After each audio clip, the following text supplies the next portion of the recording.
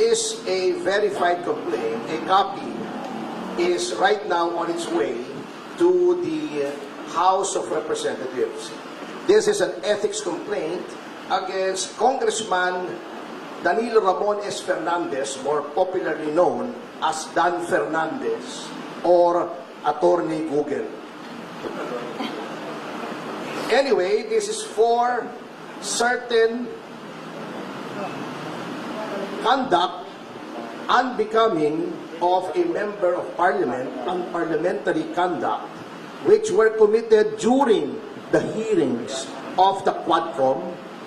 I will just give you the general details anyway. I will be leaving this copy for you, and those who wish for soft copies, I will viber to you later immediately a soft copy. If you recall, noon pong nililitis o dinidinig yung tungkol sa mga pogo, kinatawan ko po roon. Nirepresent ko si Miss Catherine Cassandra Leong. At lahat naman po tayo saksi sa ginawang paglabag sa mga karapatan ni Miss Cassie Leong. Specifically, not only the deprivation of the right to counsel, but physically, this was unprecedented in legislative history in this country. Nahaharangin mo yung abogado at hindi mo palalapitin sa kanyang kliyente during a legislative hearing. Sapagkat ang karapatan na magkaroon ng abogado upang makipagsangguni ang isang testigo sa legislative hearing ay ginagarantiya ng walang iba kundi ng ating saligang batas. Number 2, pagwawarning sa abogado na huwag bigyan ng payo ang kanyang kliyente. Saang planeta po acceptable ang ganoong behavior? Nasasabihin mo, Attorney Topacio, do not approach your clients, otherwise you will be cited in contempt. How is that even possible? Number 3, yung hindi po pagbigay ng right to remain silent and the right against self-incrimination sa isang testigo. At si Congressman Fernandez, bagamat hindi abogado, hindi ko naman sinasabing kapag hindi ka abogado ay hindi mo na alam ang batas. Ngunit, sinasabi na nga po sa kanila, or dapat, a person who is in the legislature should be charged with knowledge of the law. Because, number 1, they are lawmakers. Paano kang gagawa ng batas kung ikaw ay walang alam sa batas? Pwede naman pong basahin ang mga desisyon. Tama naman, to an extent, si Congressman Fernandez, pwede kang mag-google. At mag-google mo yung mga kaso. At kung meron kang hindi naintindihan sa kaso, meron ka namang legal staff siguro. O itanong mo sa kapwa mo, Congressman na abogado, ano bang ibig sabihin nito? At pinoint out na nga po sa kanila na sa napakaraming kaso, the right to remain silent and the right against self-incrimination may be invoked not only in criminal proceedings, but in all proceedings, civil, administrative, legislative. At pinakita na nga po sa kanila ang batas. Pinoint out na nga po sa kanila yung batas. Bakit ayaw pa nilang sundin?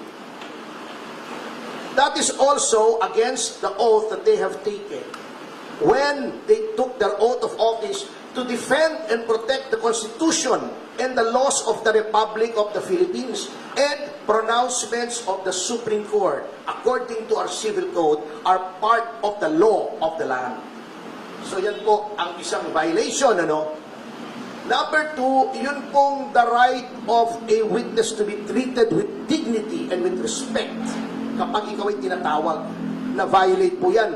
Binabastos po nila ang mga witnesses, not only my client. But of course, I have no right to complain on behalf of the other witnesses were also represented by counsel. Yun po.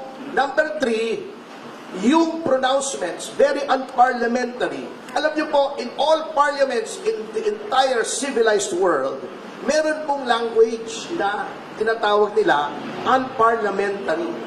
Diba? Ayaw na ayaw nila si Pangulong Duterte. Sinabi nila, do not use offensive words. Pero bakit sila tatawagin nilang pathological liar, puro kapak-cute, puro ganon. Tatakutin mo pa. Misleading the witness, sasabihin pa, tignan mo itong mga napatay, di umano dahil daw ng pogo. Tignan mo yan, we will grant you immunity if you testify against them. That is misleading. The legislature cannot grant immunity. It is only the prosecution in certain cases and the prosecution with the consent of the court in other cases that may grant immunity by way of making a witness, a state witness. It is not for the legislature to grant immunity. They can only grant transactional immunity, which I can explain later on, but they cannot grant complete immunity. So, pagsama-samahin niyo yan, ayaw nilang pakausap sa abogado. Bago tatakutin nila para magsalita against her right to self-incrimination and against the right to remain silent. Pagkatapos, igagrant mo na, papangakuan mo ng immunity na wala ka namang kapangyarihang ibigay. All of these are parliamentary conduct. And nakalagay po, may rules of conduct, hindi lamang ang miyembro ng mababang kapulukan, kundi ang mga public officials on how they conduct themselves. And it is my respectful contention that Congressman Fernandez has violated these norms of conduct. Ngayon, bakit sa Ethics Committee? Kasi may nakalagay po sa ating konstitusyon na yung mga ginagawa po ng isang miyembro ng lehislatura, they can only be made liable therefore in no other place than the legislature. That's why may committee on ethics. They are supposed to police themselves.